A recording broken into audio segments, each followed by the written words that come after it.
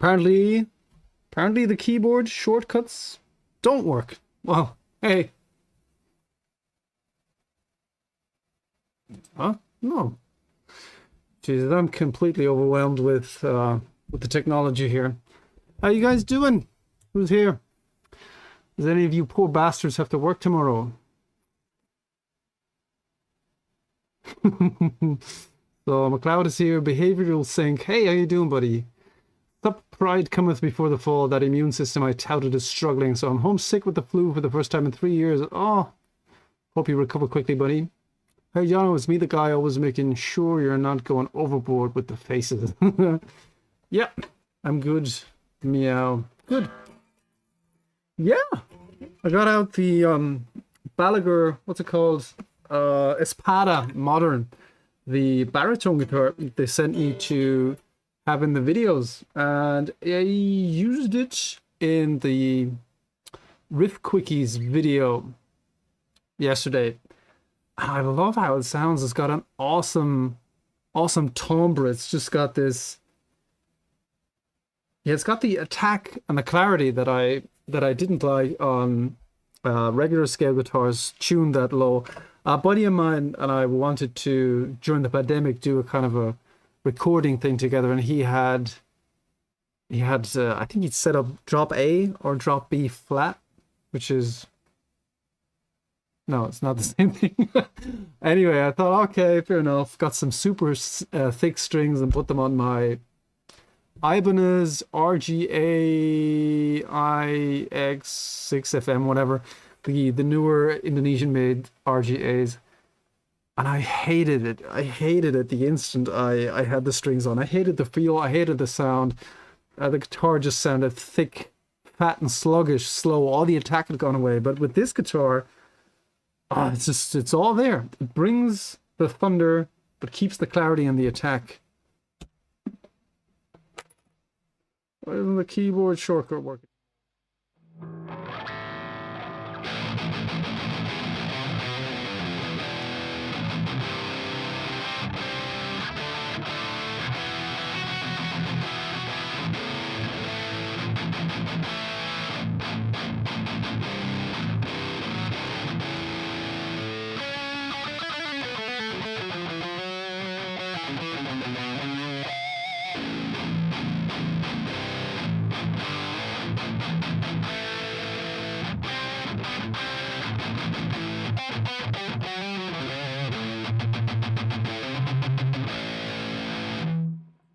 And it sounds great clean too.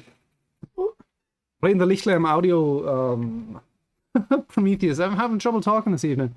Be on my right side, you'll probably see it on your left.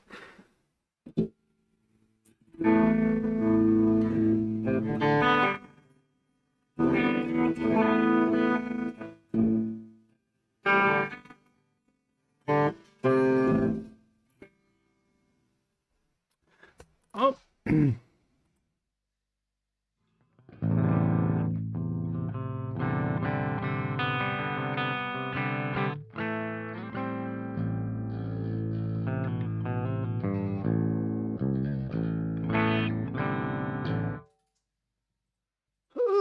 Anyway, it's a 27-inch scale, and I'm still getting used to it a bit. I realized how stuck in my ways I was when I got this first, because with the stock strings on it, I went for drop A immediately, but it felt kind of spaghetti-ish, wasn't tight enough, so I ordered a whole bunch of strings. Suddenly, that was new to me. I've really used to my 10 to 52s on 24 and 3/4 scales for drop C sharp, and on 25.5-inch scales I use those for either drop C sharp or drop C. And suddenly I was a newbie again, a beginner again, because I didn't really know which string gauges to pick. And I think I've got 12 to 64 on it right now. I bought a D'Addario NYXL 7-string set and just threw the thinnest string away. Or I didn't throw it away, I put it in the bag, in the case anyway. I'm rambling. What do you got here? Yeah, baritone or pitch shifter once you're past B. Yeah, I bought one of those Electro Harmonics, whatchamacallit, forgot the name. That was cool. I had a lot of fun with that, but this project my friend and I had in mind just went nowhere, so I ended up selling that again because I didn't use it.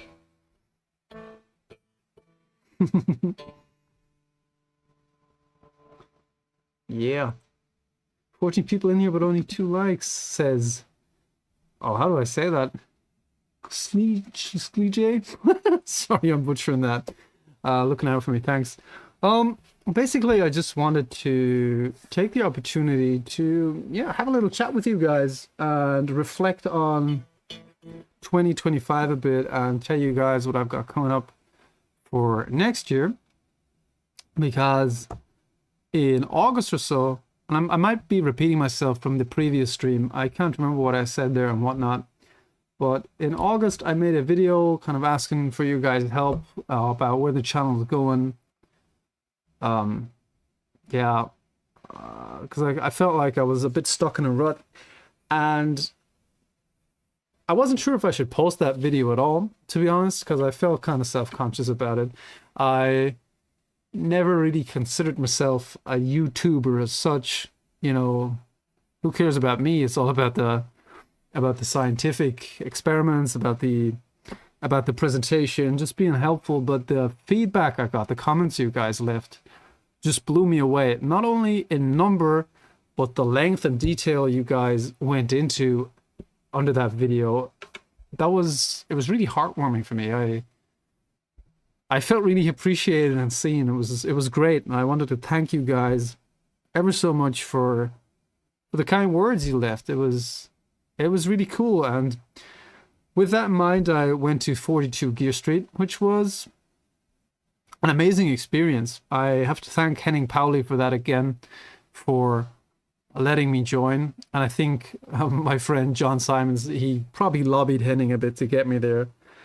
But it was a cool experience, and it was an interesting bubble to be in for a bit of a week, as you had all those YouTubers there, representatives from gear companies, just enthusiasts. It was such a cool vibe, and I learned an awful lot, and it was cool to meet all those people in person.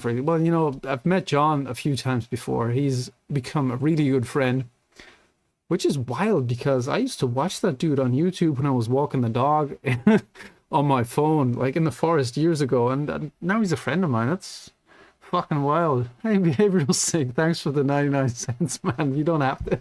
Other guys there, Kagan from Creative Devices. I don't shout out Creative Devices enough. That guy or that company is amazing, and they're legit.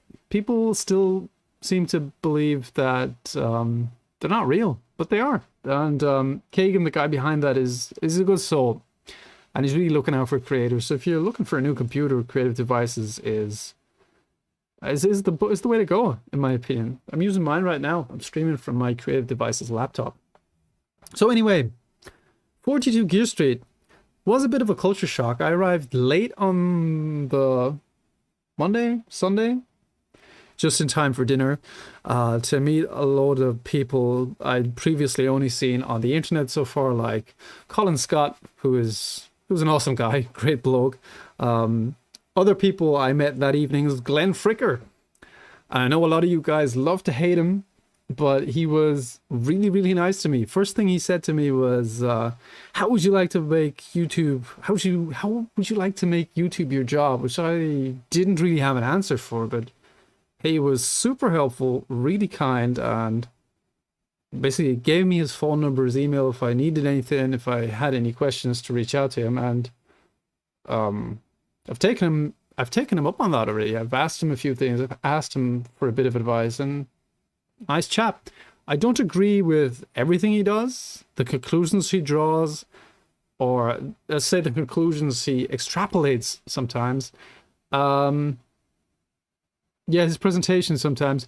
But I've told him that. I've been direct with him, and we can respectfully disagree.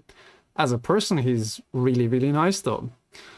Same with Henning Pauli. I got to meet Danilo and Leo Gibson, who's a lovely person.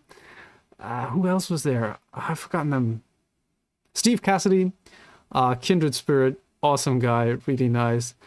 I will have forgotten somebody, loads of people probably, because there was so much going on. And the first day was kind of weird. It was both under and overwhelming at the same time, because first day is brand day. And that's kind of when the brands that are there command the studios there for half a day each. There were 3 studios there, and 6 brands had a brand day slot. So studios A, B, and C before lunch were occupied by 3 brands, and then those same studios would be occupied by 3 different brands in the afternoon. And of course the brands kind of had ideas and chose who to work with. And my channel, of course, was and still is very small in comparison to a lot of other channels there. So people had things set up. I didn't really know where to go with or what to do with myself for most of the time. It was a bit of a culture shock, as I said. The only thing where I bullied my way in was for Friedman, because Henning had announced that beforehand that the Jose Arredondo amp would be there, and it would only be available that day. So I already announced I would fist fight any one of the people there for 15 minutes with that amp. So I got in there, and it was an amazing amp. Still, the plans changed so frequently. At first, John and I were going to be in each other's videos for that. Then it turned out that they wanted John to kind of host that amp thing for everybody. So we were all taking turns. The plans kept changing right until the moment where John and I stepped in front of the camera, and we were the first with the amp. And we basically agreed, I'd dial it, he'd play it, and then the other way around.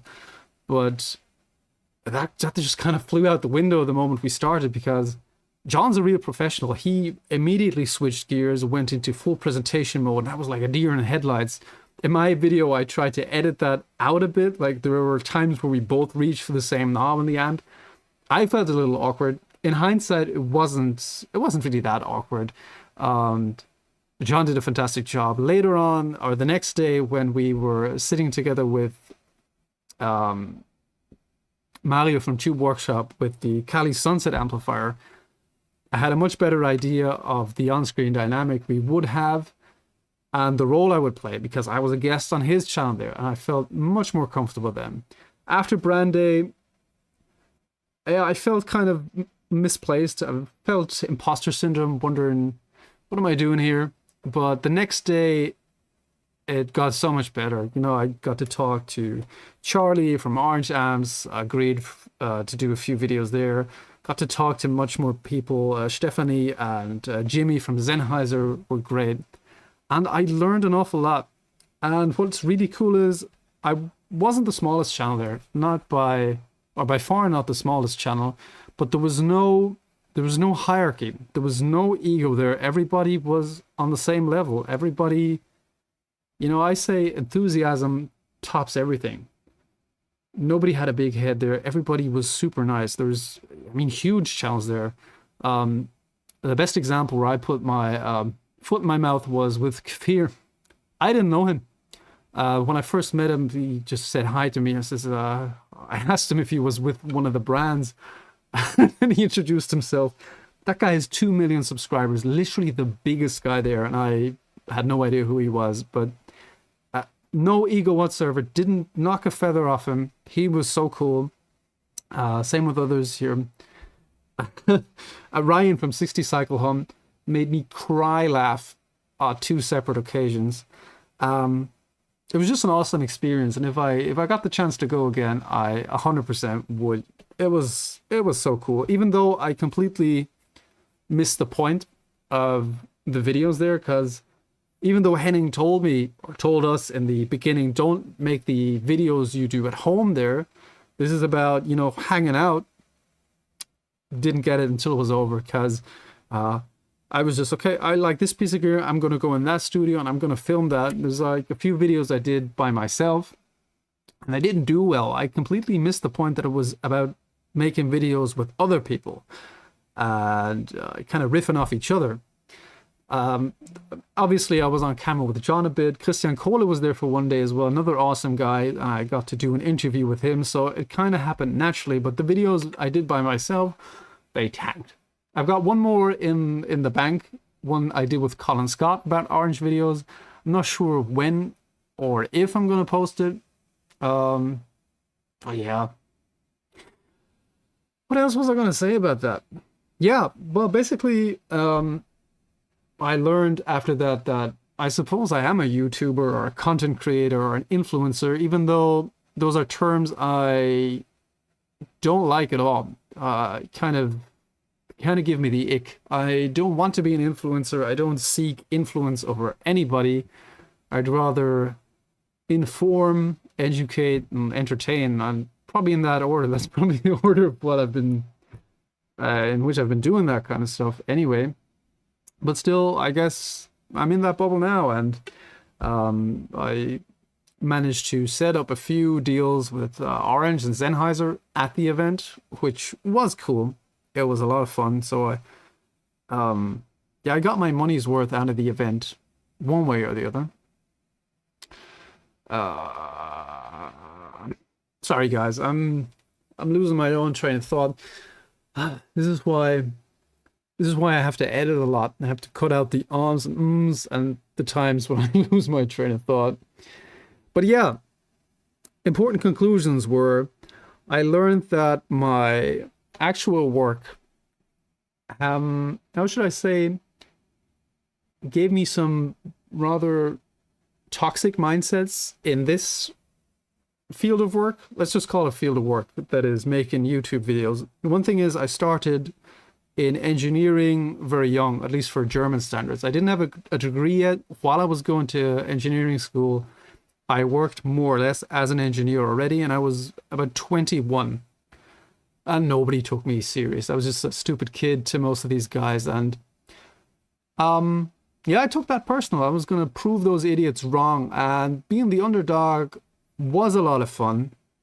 I'm in my mid-30s now, though, and in regards to YouTube and working with brands, I still had that underdog mindset, but I don't have to prove myself to anybody here. I am here already, as were all the smaller channels at 42 Gear Street as well. It's not, I don't have anything left to prove, so that was holding me back a bit.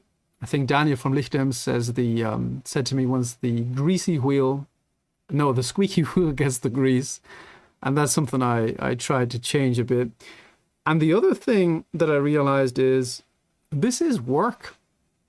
I mean, in the context of the jobs I've done in my life, it's not the hardest job. It's not hard work, but it's a lot of work. There's a lot that goes into making videos behind the scenes, a lot of planning, setting up, testing, but actually filming, editing, doing the stupid thumbnails and everything. And I realized just because I enjoy doing it doesn't mean it's not work. I wouldn't hand my boss at work my paycheck back because I had a good week at work either. So yeah, and work needs to be compensated. Not that I'm going to take every paid opportunity I get presented now. That's really not what it's about. And I haven't done that either. I get the odd email here and there about wireless systems. And I have to turn those down because I don't know anything about wireless systems. What am I going to tell you guys about wireless systems? I've never used one and I don't use one now. So if you see me making a video about wireless systems, it's so they leave me alone because they reach out every other week. It's always some different European sounding girl's name representing that company. And they always want to get a video and I've always turned it down so far. So if you see a video, I'll probably act like I'm having a nervous breakdown because they won't leave me alone. Yeah. So with all that in mind, I went to Guitar Summit a few weeks later and had a great time there because last year at Guitar Summit, it was a lot about the gear and everything. But by this time, this year, a switch had flipped. It was more about the people there, and I got to meet a lot of cool people. I got to meet Stephen Fryette. I talked to him for about an hour or so. He was showing me pictures of stuff he was working on. That was really cool. I did an interview with my friend Ignacio from Jensen Speakers. I got to meet the guys from Balaguer Guitars and got to set this up. Talk to the guys at Engel. I just had a good time. Yeah, it was about the people. Left late Saturday. Had enough at that time. But yeah, I've been thinking a lot about the channel. But before I continue, let's see what the chat has done.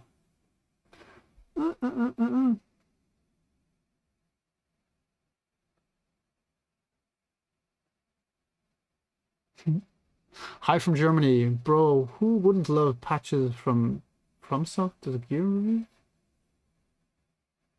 I don't get it. Okay, Miller Monster asked, lol, ever get that 7080 speaker? I hate that speaker with a passion, so I can't wait for the vid you do on it in the future. Yes, sorry. I do have a Celestion 7080 here.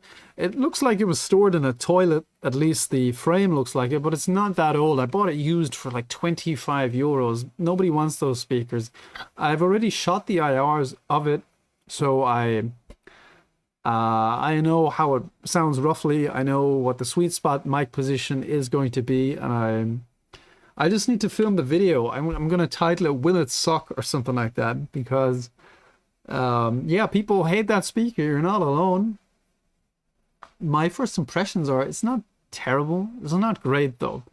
But yeah, I'm going to reserve my final conclusions for the video, because the IRs are one thing, how it records under the microphone sometimes is a different thing. More often than not, the IRs line up with the impression I get playing the speaker, but we'll see. It's coming sometime, probably in the springtime. Where was I? Heck yeah.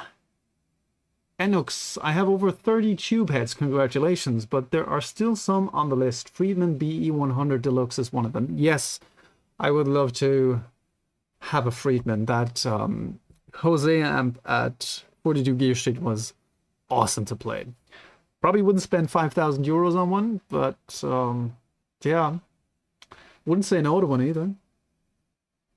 So, Behavioral Sync, ordered my own MD441. Finally, glad the Sennheiser people are cool. The Sennheiser people are super cool, and I've got something to announce later. They've hooked me up with a load of stuff already. In fact, I got to take the shotgun mic I always wanted from them home from 42 Gear Street, because they're cool. I was using a Rode NTG2 shotgun mic beforehand, and After talking to Henning a year ago, he recommended the Sennheiser MKH 416, which is not cheap, like about €1,000. And I asked Stephanie there, I said, Stephanie, I'm looking for a shotgun mic. Henning recommended that MKH 416. They had one there. It's a bit expensive for me. How do your lower models compare to that? And she basically said, take that one, which freaked me. What do you mean? You just take that one home. Nobody's claimed it yet. Just like that. Just like that. And since then, the vocal audio on my videos has improved quite a lot. So I love Sennheiser. They've been a pleasure to work with. They were very nice people. Stephanie is awesome. Jimmy as well. Stephanie's in Germany. Jimmy's in North America. Had some great chats with him. Love Sennheiser. Great people. Do all of y'all live far from each other? Germany is kind of big, right? You were from Texas, right? Do I remember that correctly? Behavioral Sync, aka Gay Anthropologist. Compared to that, no. Within Germany, we don't live that close. I think Henning lives. Both Henning and Kola live roughly in the Frankfurt area. I'm up north, slightly east of Hamburg. So that's about a 5-hour drive, which by German standards is pretty long. But as I've learned by North American, US American standards, that's just down the road. John lives in the Netherlands. I think, is it close to Utrecht? I don't know. Also, a couple of hours in the car. So we really don't live that far by North American standards. By European standards, yeah, sort of. Miller Monster, I only have 2 tube amps at the moment. I've got 12 amps in total right now, though, LOL. I don't count the Orange Micro Dark as a tube amp. Same with the Joyo Zombie 2 as well. I like the Orange Micro amps. I haven't tried a Joyo amp yet. Some people comment I should. The Zombie 2 is based on a rectifier, or it's supposed to be rectifiers, I think. Correct me if I'm wrong. That was the Orange Rocker 32 though, especially when I connected to my Randall 2x12 stereo horizontal cab loaded with V30s, and yeah. Yep. Engel, I live near the Engel production. Oh, in Titmonning. Engel, another great company. I have something to announce with them as well. The only amp I have really experienced the PRS MT15. That thing gets loud. It's an underrated amp. I didn't really pay too much attention to that amp for the longest time because I think somebody told me it was a lot like an EVH 5150. Not really. Kind of different, and probably the best bang for the buck on the used market right now. Now's the time to get a Mark 1. Maybe one of the later ones, because I think the effects loop issue isn't as prominent on the later ones. At least that's what I'm told. The one I have, excuse me, one of the previous owners, because I'm a cheapskate, I buy used, has changed the effects loop jacks out for Neutrik jacks. Well, the effects loop seems fine on that one.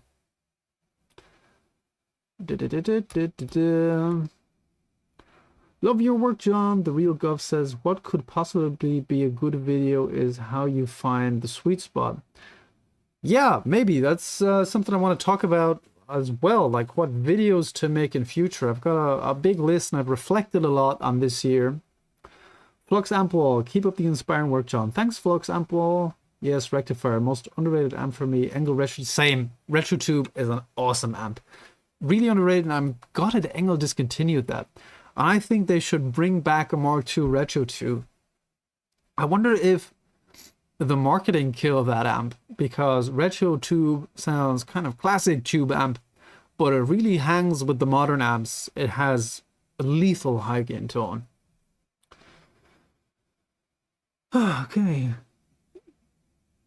XLJEH, I don't know how to pronounce it, sorry. Cleaning my shop, listening to your stories. Happy to hear how it all went. What mic would you add with the 57 for stereo guitar recording?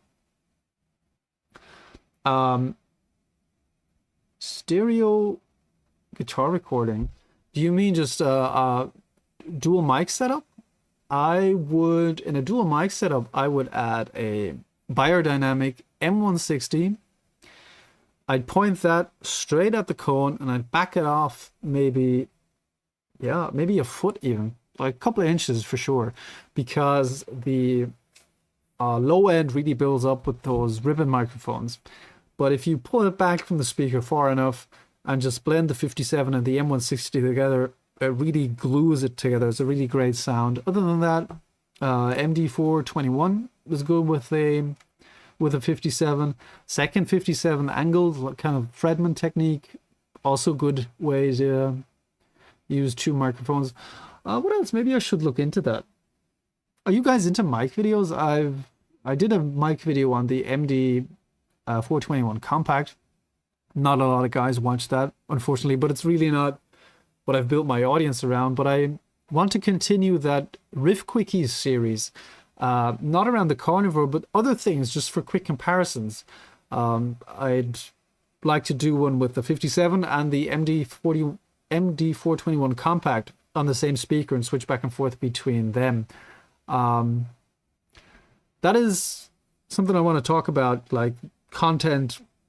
I hate the word content, videos coming forward, because I've reflected quite a lot on the videos I did this year, and I've tried to look at it analytically, and I want to for one thing, I want to go back making more test videos and videos that take a little longer to make. At the same time, I don't want to have kind of large gaps in between videos, like 3-4 weeks without a video. So these Riff Quickies, that's kind of a series that's fairly easy to make. Like that's 2 evenings or maybe 3 evenings work for me compared to maybe a week or 2 at work.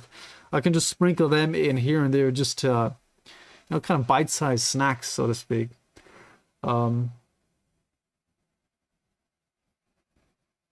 Nick Saya Sina says, one of my favorite videos was when Cowbull compared all the dynamic mics in a row. It really helped me decide which one to get for my setup. Yeah, I love those videos too. So kind of what Kyle did with his second channel for a while, kind of the more test-like videos he wanted to make, he put on his second channel for a while. Yeah, I think I want to keep everything on one channel, but kind of mix and match the bite-sized videos that still add value and the longer videos. So yeah, let's talk about that, because I put a lot of work into this channel. It's important to me. I enjoy doing that, and I'm kind of an obsessive person. I can either do things 100% or really half-assed, and I don't want to half-ass this. So I've been working almost every evening of free time of the last 3 years on the channel. I think there was maybe 10 evenings in the last 3 years where I decided not to do something for the channel, for YouTube. So yeah, I'd say I'm pretty dedicated at it. So obviously I wanted to be successful as well, but without, losing the plot, without selling out, so to speak, without, while still being me. And I've looked at it, and I've made a lot more videos this year than I did the years before. I think from August on average, it's been 1 video a week. And before that, tops was like every 11 days, maybe every 2 weeks. At the same time, the channel didn't grow more than it did the year before. In fact, it grew a little less. So growth has actually slowed down. And this is like the third full year, the third proper year, of making YouTube videos. So it's kind of like the difficult third album. In August, I felt like I was stuck in a rut as I made that video, and you guys were awesome, and that made me change a bit. Like I threw out one of the tiers on the Patreon, the one for captures only, because I noticed I hate making amp captures. I'm only going to do them occasionally. I'm not going to spend a lot of time on things that don't really move the channel forward so much. And I want to mix up, and I don't want to get into that routine amp video, speaker video, amp video, speaker video. That gets boring. But from August onward, yeah, I kind of made one video a week. I tried a few different things, and some things worked. Some videos did very well, like the Christian Kohle interview. Other videos didn't do so well, like the Ignacio interview, for example. The IK Arc video, not a lot of people watched, but I expected that because I haven't really built an audience around that kind of gear. So I want to keep the speaker videos. I want to do a speaker video a month because, sorry, my mouth's dry.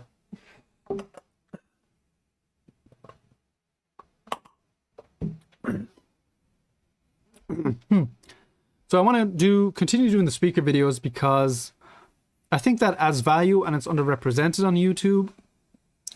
It's something that interests me. It's a regular thing I can keep going, and I can make IRs of those speakers to, give to the Patreon subscribers, supporters, because I don't shout them out half as much as I should either. Those guys are awesome. It's been the biggest support and the most consistent support so far. So thank you very much to everybody who subscribed to the Patreon, even if it was just for 1 month. Still, little goes a long way. And of course I want to do amp videos because I love amps. But what I really want to do, again, is the cool shit. I barely did any cool test videos this year because I kind of got into that rut of rushing myself. I need to get a video done here, video done there.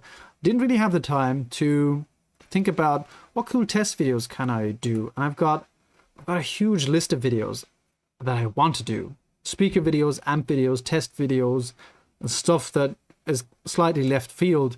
And that list gets longer, quicker than I can actually film videos. And that adds to it. So I just have to make peace with the fact that I can't make all those videos. Some of them will just have to remain unmade. So I want to pull back a bit, not stress myself so much, not look at the numbers so much, because at the end of the day, they don't really matter. They kind of distract me. It's the wrong path to go, because apparently it doesn't work. It wasn't quantity that helped grow the channel, it was the quality. And that is a good mix of videos. I've got it's got to be over a dozen cab speaker mic myths to investigate.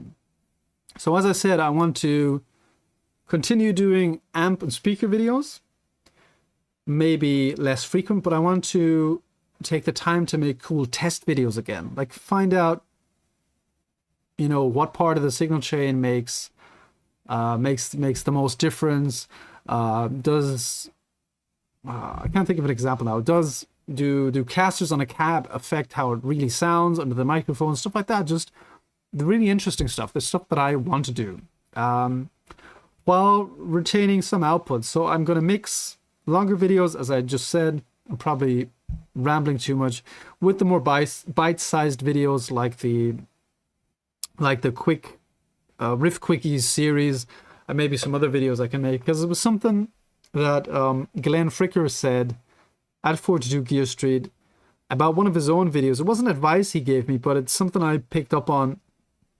He said after doing some video, he'd probably just end up using 30 seconds of that video on his channel, because he was getting that piece of gear to his studio later as well. And I thought, oh, that's odd. Why would you do that? And I didn't even ask that question. I didn't have to, because he said, just watching me twist knobs for 15 minutes hardly counts as riveting content.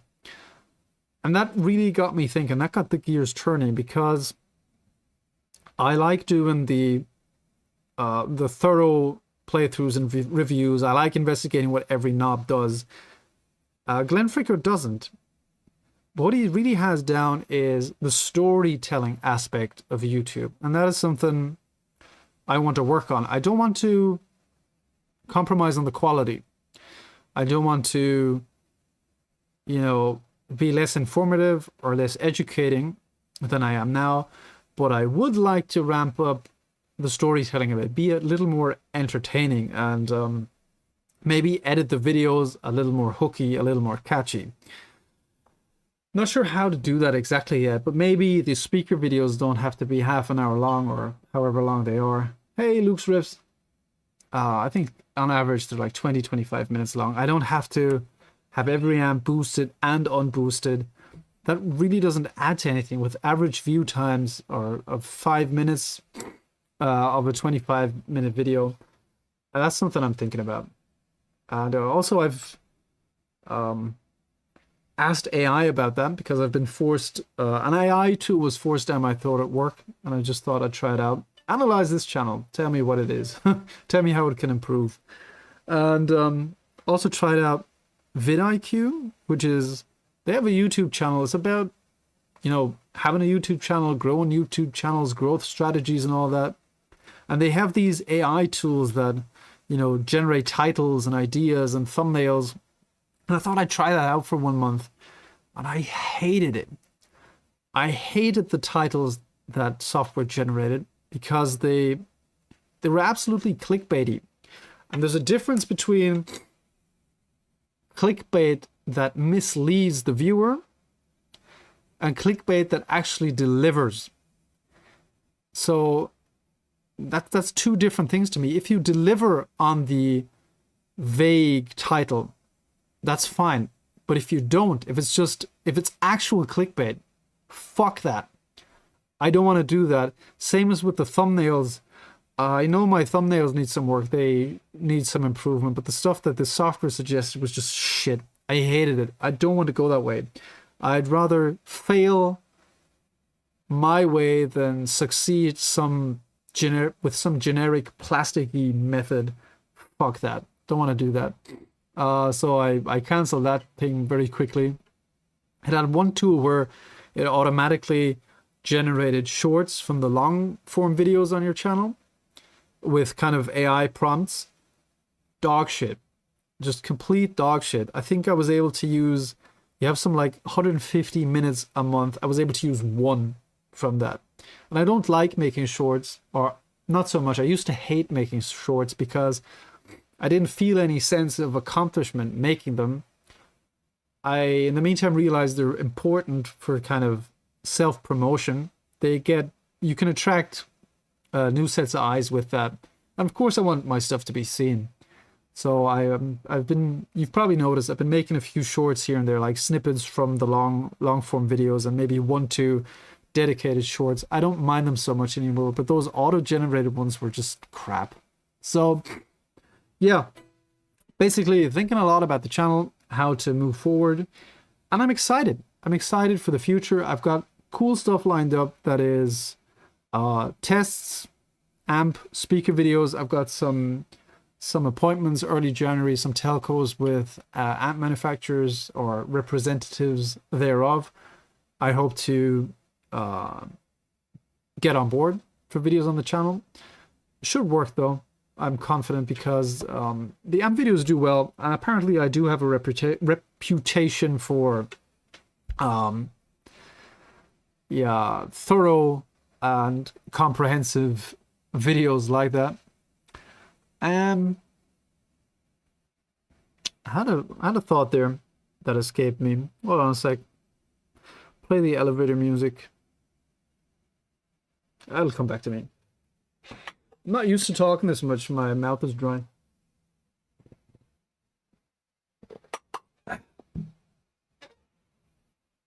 So, what did I miss in the chat before I continue again?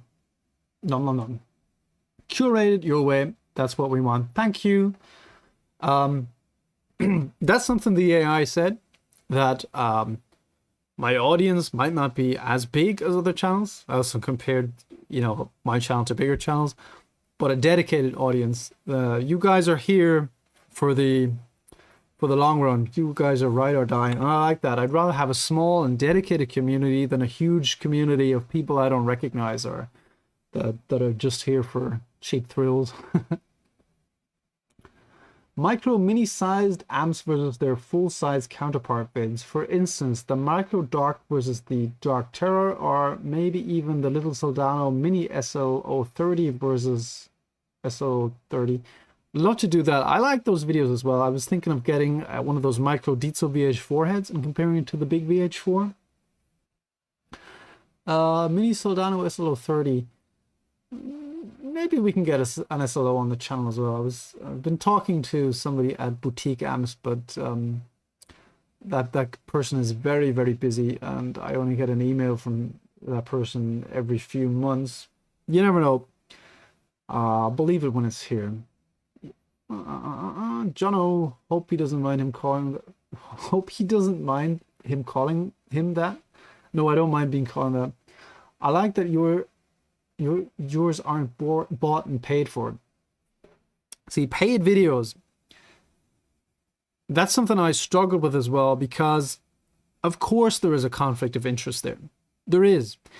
So I'm very selective of who I work with and who I take payment from. I don't see an issue taking payment from companies that I know are good. Sennheiser, no problem. Orange amplifiers, no problem whatsoever, because I know the stuff, I know it's good, and at the same time, work needs to be compensated or should be compensated. So I don't feel that conflict of interest taking payment there, because essentially they're just paying for a slot on the channel. As I said, I have a list of video ideas that's this long, and essentially they're paying to kind of skip the list. But no, I don't want to. I don't want to. You won't see me take every paid opportunity. That's just not me. I don't feel comfortable with that. Interviews. The man's parched. Yes, I was. Still am. Cool shit. Luke's Riff says hello. I already said hello back. Hi Luke, how you doing? You should do what feels right to you. Yes, caster video would be cool. Yeah, I enjoyed some of the long, in-depth amp videos with all the different settings. Me too. I like that. The Engel Savage Mark II video, because that thing has so many settings, that ended up being almost an hour long. I was a bit apprehensive about that, but it got a lot of views, got great feedback, so I don't think I'm going to change much about that approach. I think those videos are important. Those are the videos I would want to watch too, and I think that's the best guidance you can have there.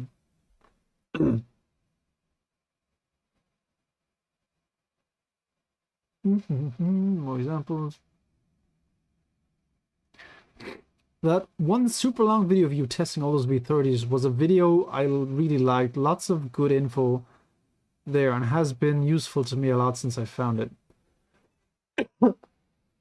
Yes, that is the video that elevated me from a nobody on YouTube to a person of very little significance.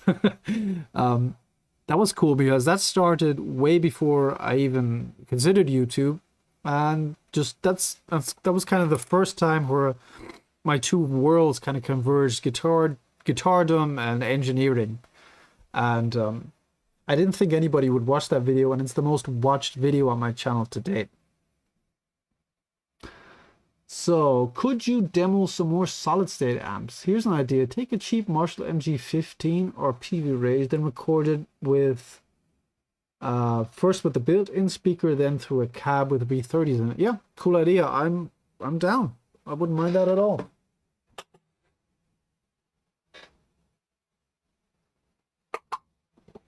So,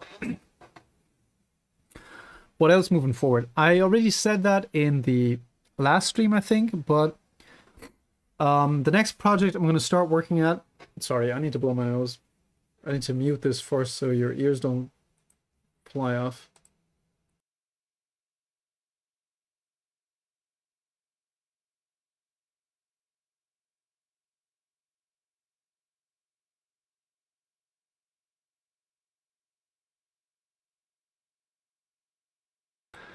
So that's better. No, it's not. Sorry. So, I say so an awful lot. I have to edit that out. So and here are the words that I say all the time that I sometimes cut. I mentioned it in the last stream. I will be building a tube amp kit from Tube Amp Doctor. They sent me their 50-watt Plexi kit, and that is the next thing I'm going to start working on. The idea for that is maybe make a series out of 5-6 videos, in which I each build a part of the amp and explain a part of the schematic. And I'm very much looking forward to that. and comparing that 50 watt plexi I will have built, hopefully, to my 1959 SLP. An amp that sounds ridiculously good. Just in the Riff Quickies video from yesterday, I'm amazed how cool it sounds boosted. And that is an amplifier that fools me. Really, I usually get a good impression of how the amp sounds in a room. No, from the way an amp sounds in the room, I have a good impression of how it will sound on the microphone. Usually those line up pretty well. With that plexi though, when the gain is all up, like both gains, sounds cool in the room, but on the microphone, under the SM57, the low end starts farting out a bit. So I was trying to be wary of that yesterday in the video from yesterday, and I pulled back the gain a bit. I sound really good on the microphone in that video, I think. And the other big project I want to do for next year, and that's where all this new gear on the channel comes in, is based on a video I got from Ryan from 60 Cycle Hum. Basically on the second or third evening, somebody told him about my V30 video, and he just couldn't believe I made one big video out of that instead of 20, 30, 40, 50 videos. He was hilarious. It was so funny. That was the first time I cry laughed, because he went on and on about it in a really funny way, but it was kind of situational comedy. He had to be there. I couldn't retell it in a funny way.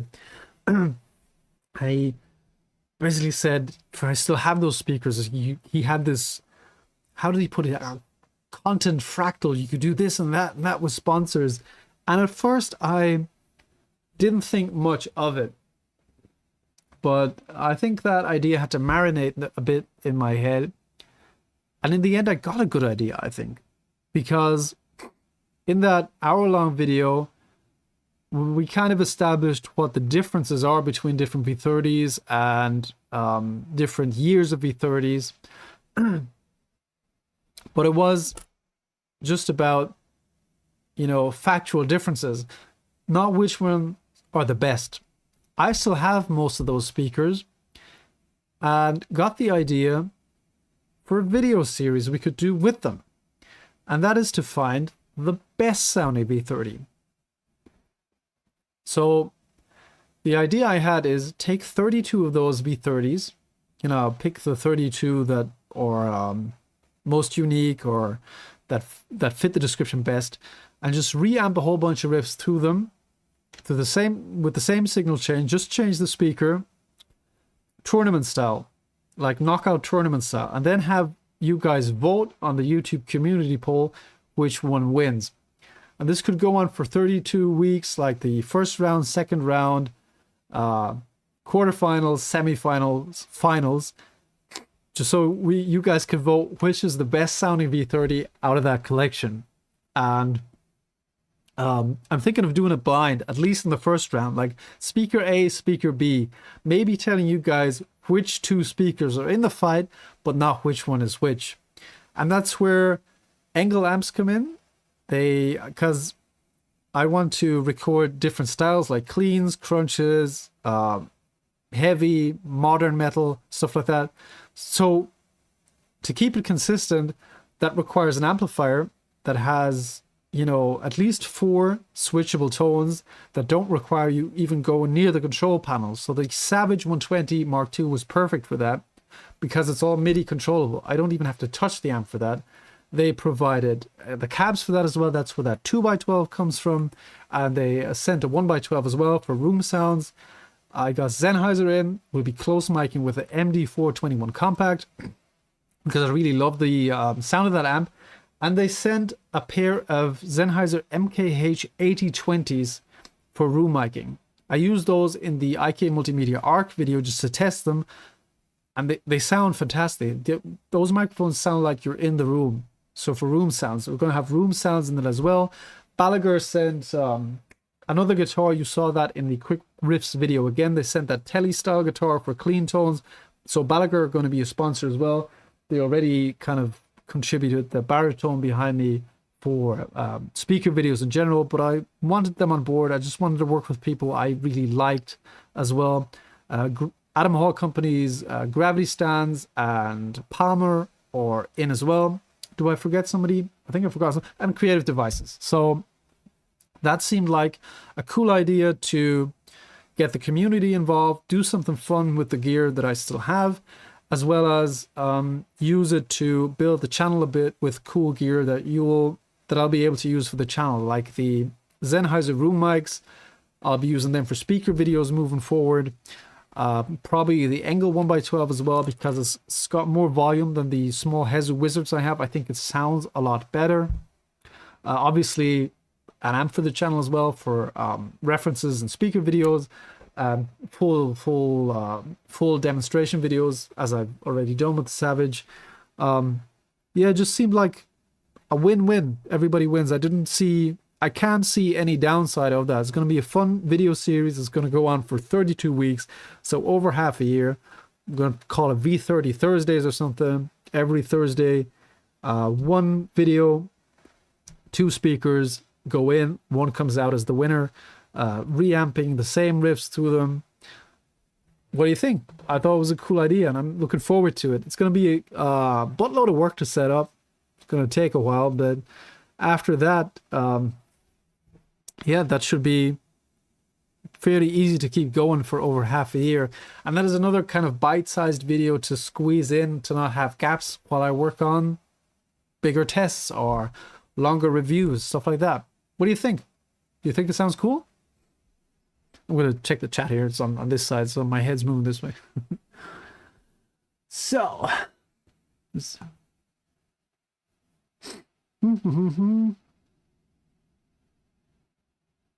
DIY amp video sounds cool. Yeah, I'm looking forward to that. I've been procrastinating a bit on that because, again, that's kind of, I anticipate that to take quite a while.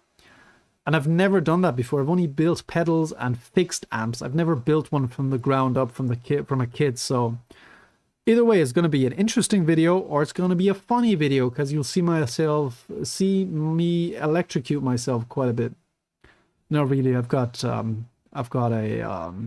safety equipment. I've got an isolation transformer and a, what do you call them in English? Variac. Should be safe enough.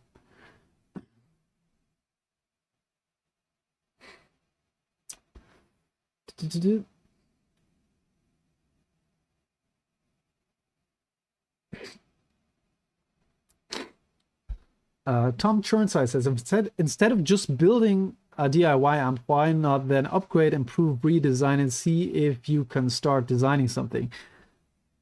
That's the idea. Once it's built, that might be another series I can make. And I've already spoken to my friend Mario from Tube Workshop, because, you know, September was Plexi weeks. That's when I fixed my Plexi. That's when I tried the Jose amp. That's when I tried the Kali Sunset, all kind of Plexi amps. And I had pitched Mario the idea of collaborating on that series, with him kind of guiding me through mods for that 50-watt Plexi we'll be building. So I'll be modding that amp, hopefully with some help from Mario from Tube Workshop. Yeah, and who knows what comes out of that. Maybe I will have found my true calling in life, building amplifiers. Who knows? Oh yeah, it's late. Dildo jizz back in 69 going to bed. Good night. Dildo jizz packets. Eric Thompson slowly teaching himself to communicate with AI. This is a link to 5 free AI templates. Yeah, I think AI has its merits. It's really, really good as a research tool, as I found out. I don't like generative AI though. Henning Pauli has done loads of rants on that. Maybe that's something for another stream. Hey, Troy's here. Hey Troy, how you doing? Troy from Hammerspace Recording. Troy is the co-host with Leon Todd for the Gear podcast. Another really, really cool dude who's been nothing but kind to me. Does the other John Brown smoke the electric lettuce? No, I don't. Hi, John. Were you able to open the Nano Cortex? No, the Nano Cortex. Toman, we're really cool. Toman are on the ball. They sent an RMA yesterday on the 27th, and I've already sent the unit back. Let's see what they do with that. So Behavioral Sync says, sound solid, always with timestamps and EQ. Yep, all right. DIY amp, maybe we die at the same time. Message retracted. What's up with the retracted messages, guys?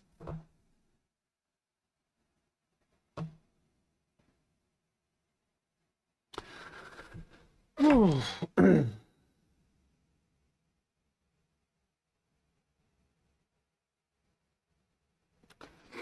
Right.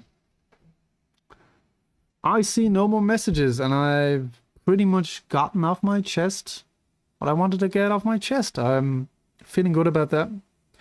Feeling happy about next year. We could do some... We're doing some cool stuff on the channel. Building amps, shooting out speakers, doing some more tests. So after this third year, the difficult third album, I'm looking forward to year 4, where I kind of combine some things, kind of continue doing what works and what's fun, and bringing back some of the old stuff that was cool that maybe fell a little along the wayside recently, as well as trying new things. Gillette, Phillips. For electric lettuce, electric razors. By the way, what do you think of the Roswell cap mic? No more looking for sweet spots on speakers. That's something I need to call Glenn Fricker on about, because he wanted to get me in touch with them and hasn't done so far.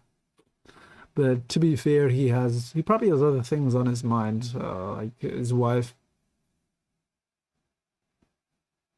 The good thing is that you already know that the Nano Cortex is quite fragile. Yes, unfortunately it is. The volume pot for the headphone out, at least, is. That pissed me off so much. I was so annoyed that I actually made a video about that. That's very annoyed for me, because usually I think, who cares about this? But I just had to vent to somebody, the internet in this case. Where did you get the octocouplers to fix your Cobra? I got those from Bansai Music. What are they? H11 F3s, something like that. Let me check that.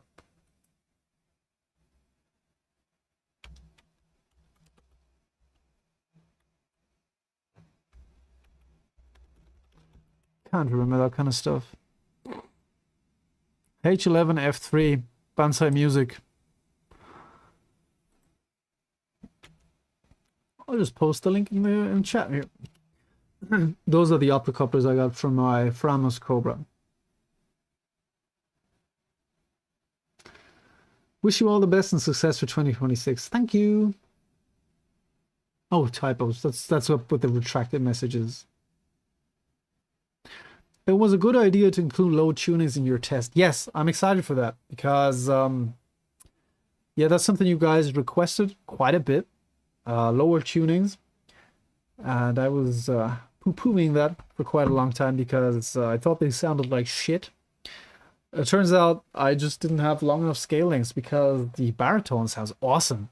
In the room when I was filming that Riff Quickies, I thought it sounded really cool, but when I was editing the clips, the tone really put a smile on my face. I really like how it sounds, and I've found it very hard to put down since I got it a couple of weeks ago.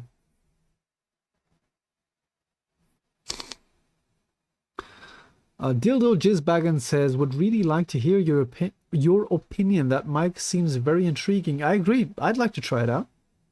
I'd like to do some more mic videos anyway. So that Riff Quickies series might be the segue into that.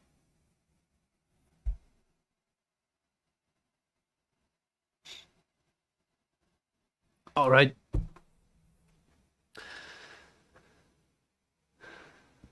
It's funny, I can see myself on the screen here, what I said minutes ago. There's a bit of a delay. I think I'm going to bounce. It's 10 to 11 here. It's been a good day. I hope you guys had a good Christmas. I had a good time off. I haven't slept this much since 2018. I'm feeling good. I'm feeling refreshed. Looking forward to the next year, new year, and new videos. Could you consider doing videos in German from time to time, for example, with Kohle and or Henning Pauli? If they were into that, sure, why not?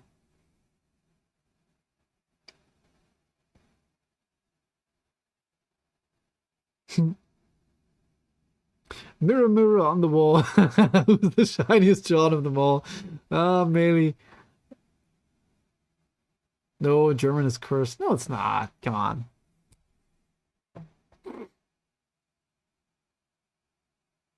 Happy holidays. You guys too. Happy holidays. I'm gonna bounce. It's late here, 10 to 11, as I said. I hope you guys had a great Christmas. I hope you guys have a happy new year. This will probably be the last time you see me this year on the internet, on YouTube. Thank you guys for hanging out with me. And hope to see you soon. Good night. Bye-bye. Have you played a VHT Fryed Pitbull Ultra League? Just this one? No, I haven't. Would love to though. Yeah. Have to find a way to get one. Good night.